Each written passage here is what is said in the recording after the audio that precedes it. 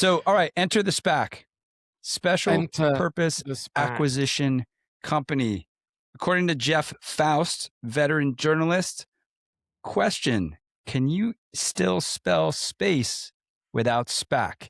So let's talk about what a SPAC is and what it did to space investment in that short term and then over the long run. What's a SPAC, Mark? A SPAC. It's the hottest thing in finance, is according to the Wall Street Journal. It's called a SPAC, and increasingly it is the favorite source of financing for private companies looking to go public. Their purpose is to find a private company, buy it, and take it public quickly. Some on Wall Street call them blank check companies because the investors backing the SPAC put up their money months before an acquisition target is identified, trusting the people running the show to find a good deal. These deals are generating a lot of interest because they produce big paydays for their creators, make it easier for startups in hot industries such as electric vehicles to capitalize on frothy run-up in the stock market and offer everyday investors a new path to a hot stock. When a SPAC buys a firm, it merges with it in a sort of accelerated IPO process, a so-called reverse merger, while bypassing the normal scrutiny an IPO receives. End quote. Jeremy, what could possibly go wrong? Oh my gosh. So a couple of interesting things to point out. So the SPAC actually has between 18 to 24 months to identify a target. You get a pile of money together.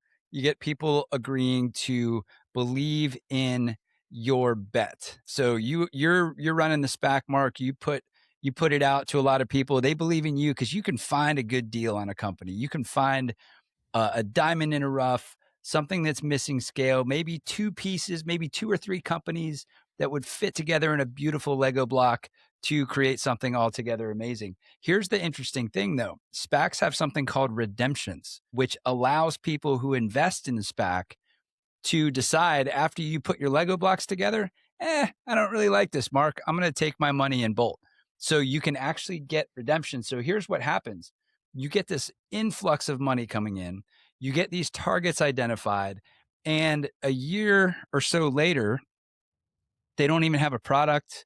They barely have like some research and a concept. And a lot of the people are going, man, what's going on here? What's happening? Mark, what's happening with this company? Yeah, I think I want my bread back. And because SPACs, at least the space-focused ones in this period, seem to determine the value of a company largely based on forward-looking revenue projections, startup CEOs were incentivized to forecast exponential growth, even though that meant setting their firms up for painful and public blowback if they underperform. But it doesn't matter if all the investors get out and you are left holding the can.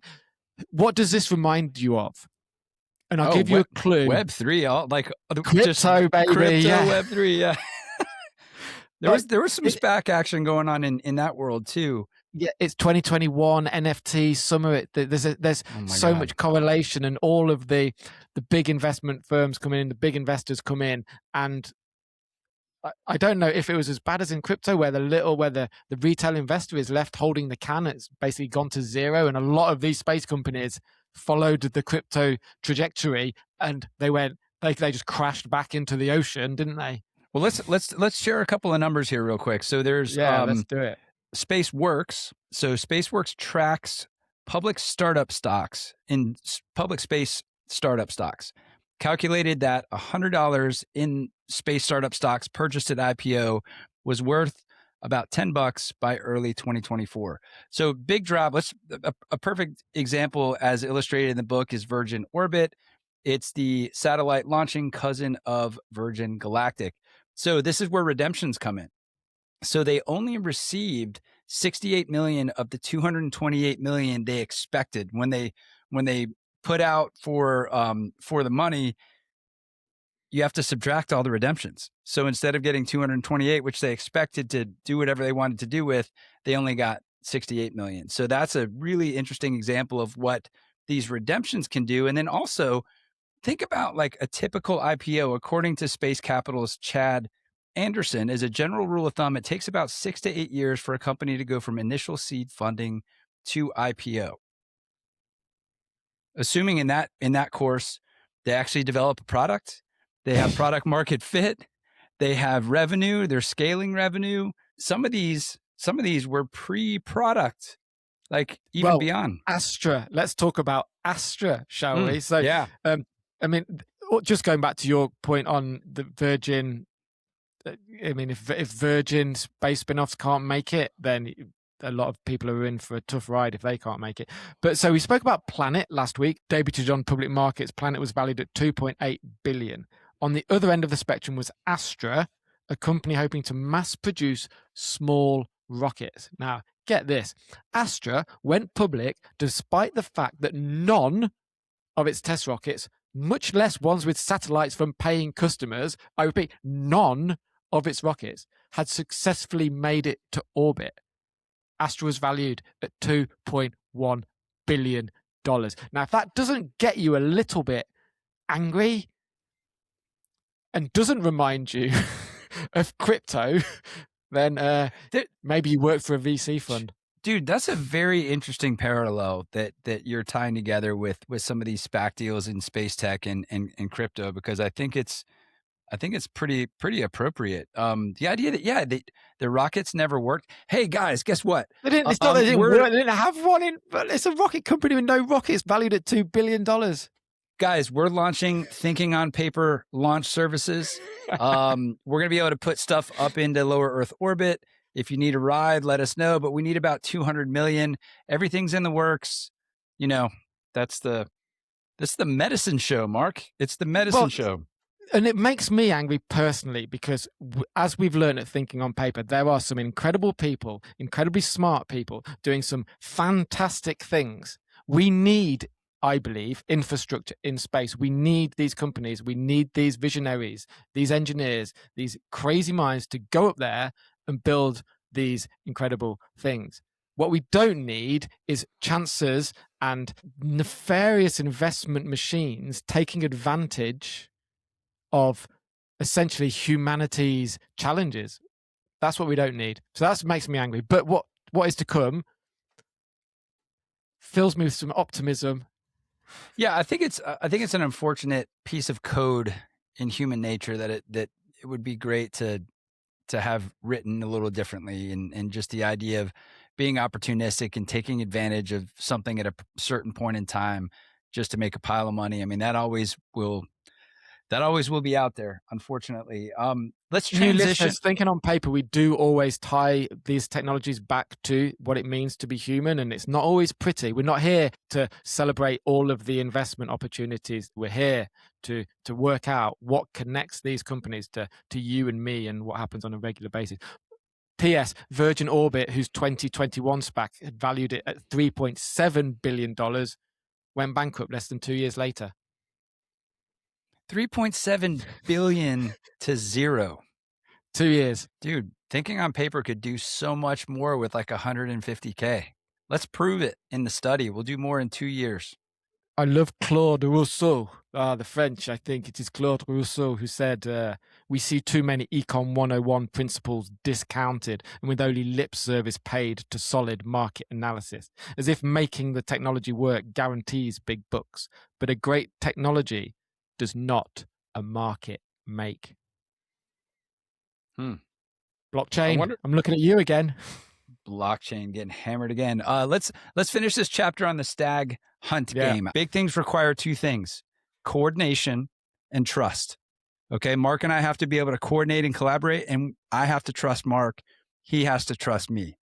That's a big gamble, I think, and that's why we're not seeing so many people in the space tech industry pair up to go hunt stags. They're still hunting hares. What do you think? The easy way versus the hard way, my way or the highway. So we can all make small little satellites that orbit the Earth and take nice photos and take nice video and give us some nice data about the weather forecast in Mongolia, and we'll all make a little bit of money. We can all do that. Or we can group together and build Gerard O'Neill orbitals up there, or we can really catapult around Jupiter out into the Kuiper Belt and build stuff out there, like these grandiose visions. But to do that, we've got to stop building these little tiny satellites, taking pictures and selling data, and focus on something huge and big and immense as Stag. And either we all do that or none of us do it. We're not ready for it. Like we're not ready for it. Your investors in your cookie factory don't give 8 shits what my investors in my cookie factory want. And that's the breakdown. And it requires a coordination. It requires, we talked about this with the CEO of Iona this week about drones. We talked about, and this is another Packy McCormack most human wins reference, moving up one level of abstraction. And that requires humanity to move up a level of abstraction in order to hunt stags versus smashing hares with a hammer. I like it. One last question before we move on to NASA and Artemis. What would be an incredible stag in space? I said slinging around Jupiter and building hotels out in the Kuiper Belt. Not very realistic. Our authors, Matthew Weinzierl and Brendan Rosseau, who we hope will be thinking on paper with us one day, not too soon, and we'll ask them this very question to see if they have changed their minds since they wrote this. For the two of us, beyond the expanded use of data from and through space, our space stags include research and manufacturing in Earth's orbit, lunar development, in situ resource utilization, Mars exploration, and space-based solar power. Any that you would add to that, Jeremy? Would you add data centers in space? I wonder if they would add data centers in space now. I think they probably would. I think the solar power / data centers in space, space-based solar power data centers in space are kind of the same tech, different outcomes, I think. So I think you could maybe bet on both at the same time. Okay. All right, Right, Artemis. Artemis, the new model goes to the moon. We're going back to NASA. They like to spend some money at NASA, don't they? The new model, did you say? Well, that's what it says here. Chapter 7, Artemis, the new model. Some of the questions that before we get into this, Mark, that I thought were really interesting, this is a question written by the authors. What is NASA's place as the space economy continues to emerge, right? They're this agency in transition and they've evolved when they've needed to. And it's interesting. We talk about coordination. We talk about trust. We talk about the stag hare game, the stag hunt game, requiring someone or something in the middle to coordinate and manage trust and all of that. Could NASA be that thing as it evolves? So what place does NASA play? Historically, they play a very, very important role. Going into the future, a lot probably hinges on what Artemis 1, 2, 3, 4, 5, and 6 achieve and what SpaceX and Blue Origin achieve in a very shorter probably timeline, and at what cost. Well, let's talk about what Artemis is, right? So Artemis 1, 2022, uncrewed mission around the moon, came back successful. Artemis 2 in a few weeks is going to largely repeat a similar thing, except it's going to be a crewed mission, 10 days, looping around and coming back. Artemis 3, 2026-ish, I think, will involve a South Pole landing. Why the South Pole, Mark? The South Pole has enough frozen water equivalent to 100,000 Olympic swimming pools. What can you do with water? You can live, but you can also make rocket fuel. Way station of the future, right? A lot of cool things going on there. There's also some helium-3, isn't there, down there, and some other resources and minerals, not just the water. I'm sure the water gets the investment or gets the newspapers happy, but 100%. And I'll just run down these others and we can dive back into it. So then Artemis 4 and 5 is this gateway way station. So some people are calling it just another ISS in lunar orbit. And then Artemis 6 is the ability to dock with that way station and then carry people down to the lunar surface. Go on then. How much has it all cost so far, Jeremy? What are the projections for NASA and the Artemis program so far? Each launch of the rocket and its space capsule, Orion, is expected to cost $4.2 billion. $4.2 billion.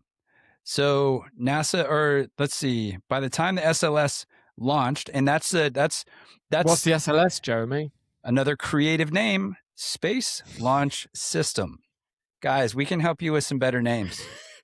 They mean the big rocket that blasts up. That's the big rocket they're calling the Space Launch System. Remind me, NASA was $4.2 billion for each launch of the non-reusable Space Launch System rocket. Yep. SpaceX estimates that Starship launches could cost as little as $10 million by the late 2020s. though it's important to note that these are estimates for SpaceX's internal costs and not the price it would charge to customers like NASA.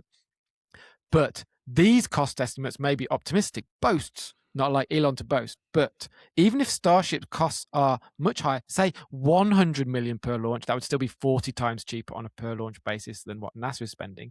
Even if Starship launches cost 100 times that, what SpaceX says, around $1 billion per launch, that would still be 1/4 the cost of an SLS Orion flight.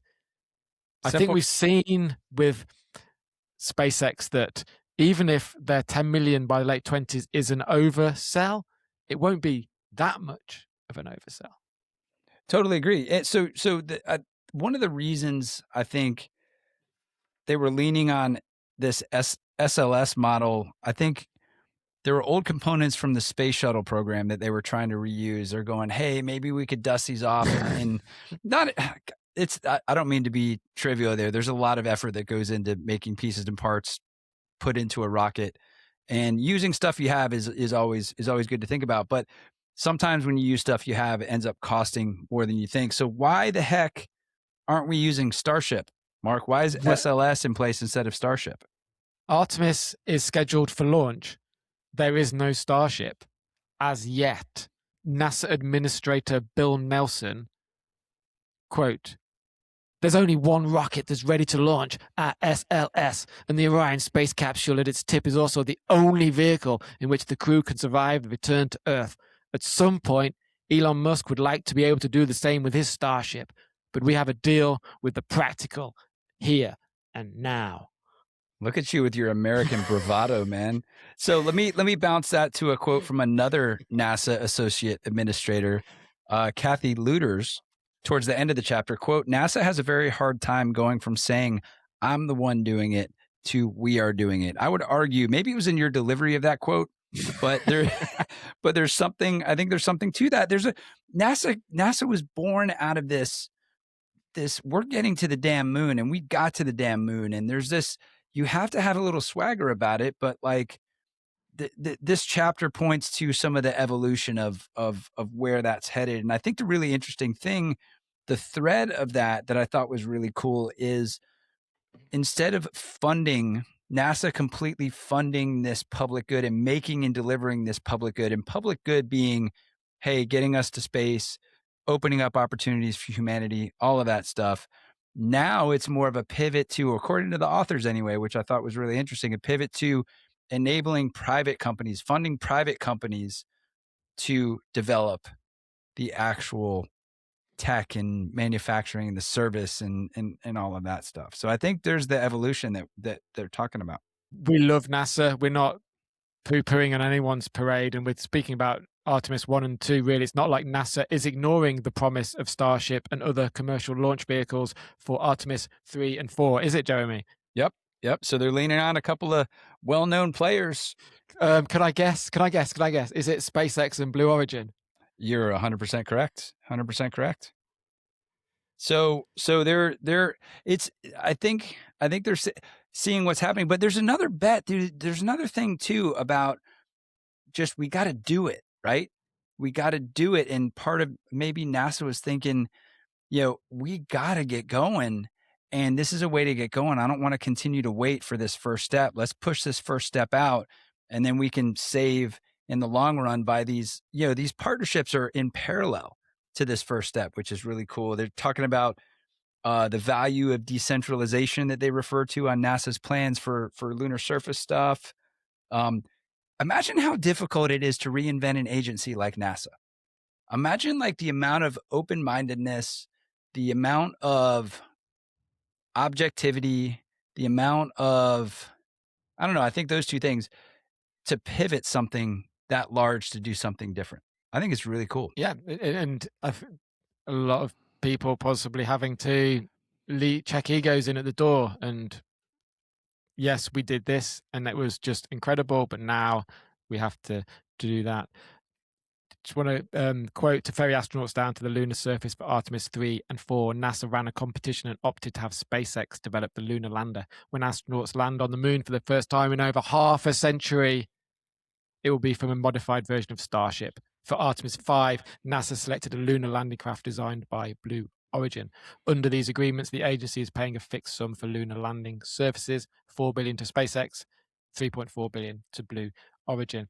So it's a mixture of old and new. We've given NASA a bit of a hard time because they're spending just incredible amounts of money, but there are, as you said, some foresight, a new model incorporating the private with the public.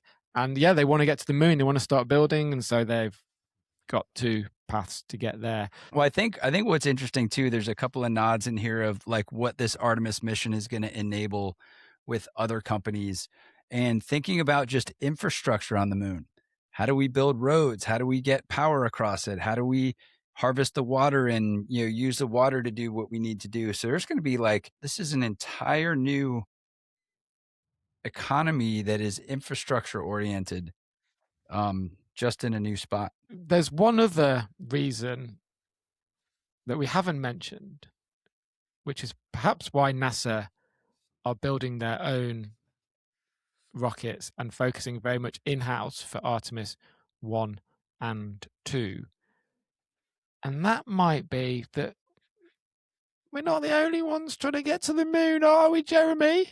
It's a race, Mark. It's a race. We got to beat them. We got to beat them. Yeah, 100%. That's exactly what got us to the moon last time. Yeah, the Russians beat the U.S. The U.S. was like, man, we got to chase them and we got to make sure we get up there before anyone else. And it's a signal. It's a signal to the world, I think, in a lot of ways. Yeah, I think that might be the first person commercial activity on the moon. You get there, you start building, you're first in, you're first there. You have a lot stems from that. How do we want to wrap this one up? What's your astronaut called behind you, Jeremy? What did we name our astronaut? It's astronaut Alice. In 25 years, when Alice and her peers are old enough, big enough, and wise enough to be astronauts, do you think they will be flying on NASA spaceship? Do you think NASA will still exist in 25 years? Do you think that the name will have become a monument to history, or do you think they will be heavily involved in the space industry? Because one of the interesting things I learned in this chapter was that NASA isn't set in stone. Do you think it will still be there? That's correct. I think that the agency has a tremendous opportunity to fill this gap of coordinator and trust enabler for the space economy. This quasi, you say independent, but it's a U.S. organization with international affiliates or connections and that sort of thing.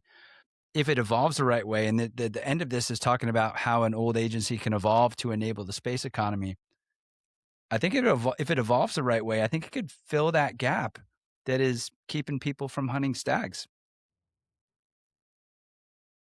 Well, there you have it. Stay tuned for more Thinking on Paper at XYZ. This is a book club. Book club turns reading into a team sport. I don't have to do it by myself. I get to bounce my ideas off Mark. Eventually, we're going to do this live with everybody who's reading the book with us. We're going to time it, and we're going to invite some key people to jump into these books. But until then, listen to the episodes, drop some comments. We'd love to hear what you're thinking if you're reading this book too. And in the meantime, stay curious. Be disruptive. Keep thinking on paper.